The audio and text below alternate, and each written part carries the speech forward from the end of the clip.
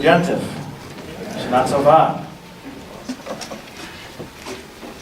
Do you remember how old you were when you first learned anything about God? I'd like you to try to remember. I want you to try to imagine God the way you did when you were a child. Do you remember where you were when you first learned something? Do you remember who it was that first spoke with you about God? Or how it came up? Do you remember what you thought about God?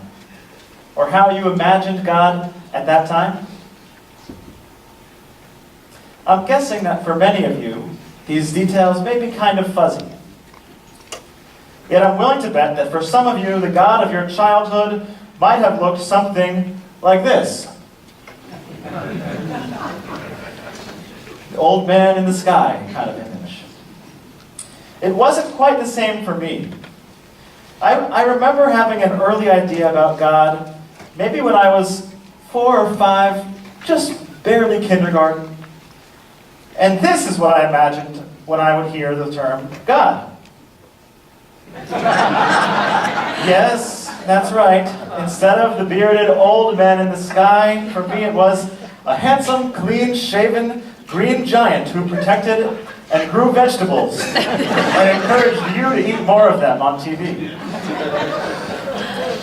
Don't worry, in another couple years, my image grew a little bit as well. Yes, good, laugh it up. My kindergarten imagination of God as the jolly green giant did give way to my second grade imagining God as Mr. Clean. And I know they say cleanliness is next to godliness, but I don't think that that's what they meant. Luckily, I eventually realized that these images were tricks my imagination was playing with me. Still, in many ways, my imagination failed to grow with me.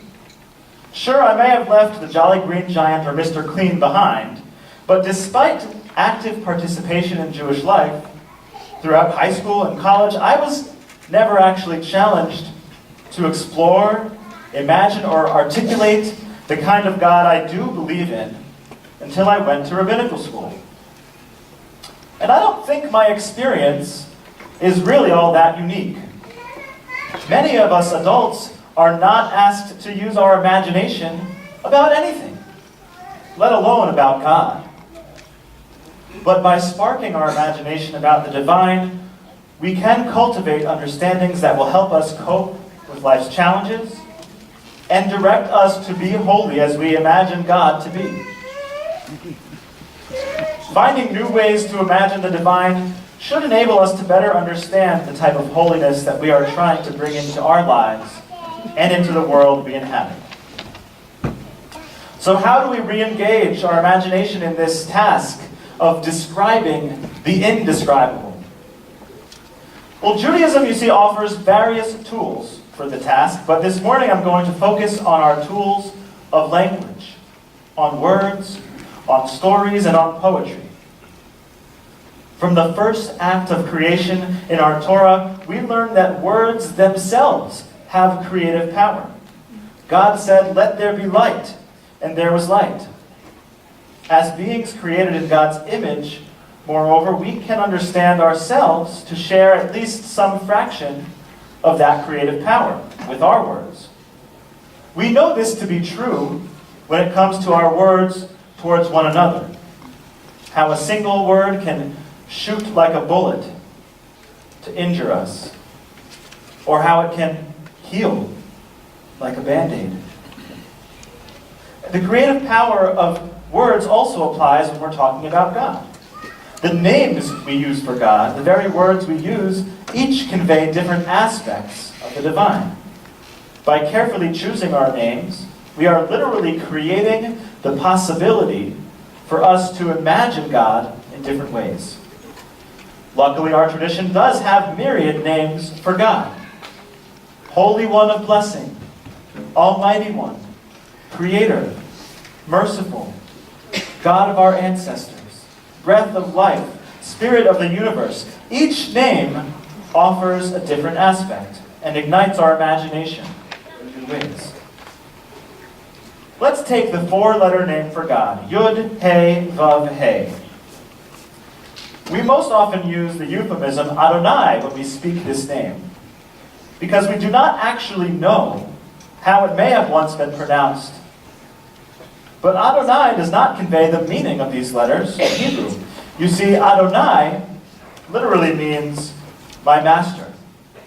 It actually refers to that element of sovereignty that we think about at this time of year, also in the term for God, Malkenu, or Melech, ruler, or our king.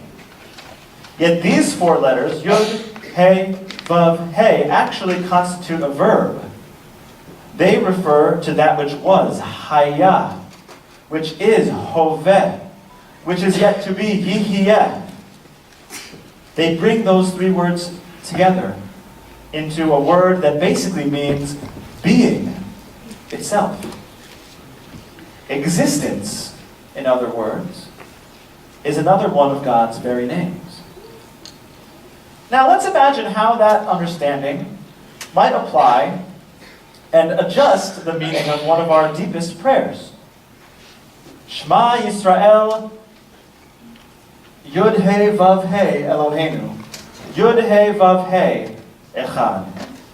We usually translate, Hear, O Israel, Adonai is our God, Adonai is one.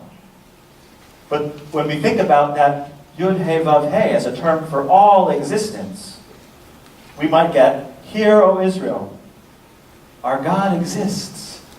All being is one. It's a pretty big change to me. Now, instead of imagining a singular entity, like that old man in the sky, or my own childish spin of the Jolly Green Giant, by adjusting just one little word, I can now imagine God's self as a process, as a life force present through all space and time.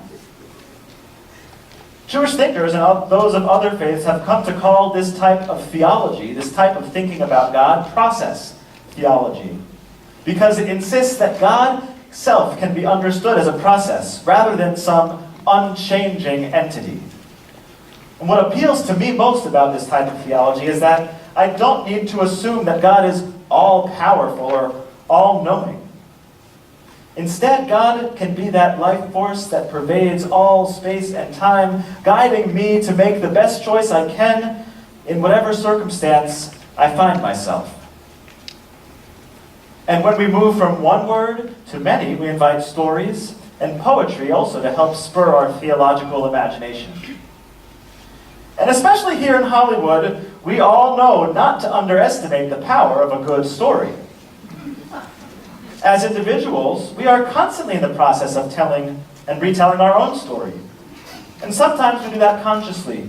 Think about crafting your resume or sharing your favorite meal on social media. Those are forms of storytelling too. But sometimes that process takes place subconsciously, and we seem to recall things differently as time goes on, or the sting of a hurtful moment gives way to the importance of an apology. As a people, as the Jewish people, we do the very same thing with our great story, learning and relearning Torah year after year. Even God, in the Torah, uses stories to help us understand God. My favorite example of this can be seen in the story of Moses at the burning bush. Moses noticed that the bush was burning and not consumed, and when Moses approaches, God reveals God's self to Moses as the God of your father, God of Abraham, the God of Isaac, the God of Jacob. Of all the ways that God could have introduced God's self to Moses, Torah here suggests that God chooses to become part of Moses' own story. The God who appeared to Abraham, Isaac, and Jacob and established a covenant with them then becomes the same God who promises to be with Moses and give him strength as he speaks truth to Pharaoh's power.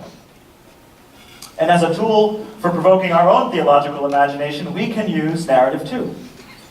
We can share from our own experience of the divine presence and from our own struggles with divine absence. So this works for our personal stories too. When we tell our stories about triumphs in our personal lives or tragedies, when we listen to others and hear their stories, we are engaging in a process of connecting with God. You see, if each one of us contains a spark of the divine, then sharing of that experience and being present with one another as we do so helps to release that light of goodness into the world. One story I'd like to share about experiencing the divine presence took place during my summers at camp. One of Camp Harlem's iconic prayer spaces is our chapel in the woods, where we pray each Shabbat morning. Before the Torah service, we would sing the opening liturgy to Debbie Friedman's Zu She'arim Roshechem. Beautiful melody that would grow and build to a climax where some 700 people would be singing Shema Yisrael Adonai Eloheinu. And in that moment, week after week, summer after summer, I felt God's presence. And I felt it in two ways. First was the tingle down my spine, that presence within me, some sort of electricity pulsing through. And simultaneously, there was something beyond me, an awareness of a force, a process so much greater than myself and greater even than the sum of the souls praying in the woods in Pennsylvania. Sharing that with you helps me share one of the most basic elements of my belief, that God is both within us and beyond us, within our world and beyond it. Both aspects are central to my understanding, but I don't think I could have ever come to appreciate them without turning that memory into a story. Poetry also helps open the gates of discourse on the divine. When we write and read poems, our attention is drawn to the aesthetic, the beauty, and the art of language. And when it comes to imagining God in new ways, metaphor represents one of poetry's greatest gifts. Comparisons between things challenge us to think about the ways that the comparison works well, and the ways that it doesn't really work so well. One particular prayer this season that reminds me of this metaphor is Ki Anu Amecha. It begins with the phrase, "For we are your people, and you are our God."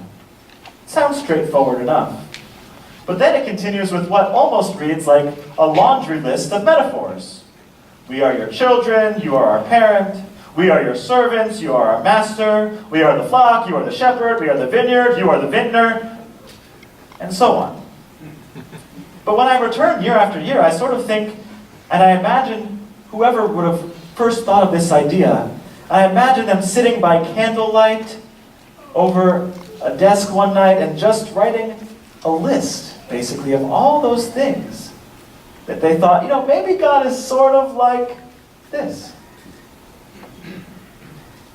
One metaphor that really works for me is that of God as breath or air. We breathe in air, this invisible substance all around us, and that air quite literally transforms us. It provides our cells with oxygen and it sustains our bodies. But in a never-ending cycle, as long as we live, we exhale. We send that breath right back out into the universe. And in that way, we are continuously linking ourselves with all creation, as the very air we breathe flows both within and beyond us at all time. As breath of our universe, then, God too is at once within us all and far greater than us. The creative power of language may be one of the most fundamental ways that we find ourselves created in the divine image.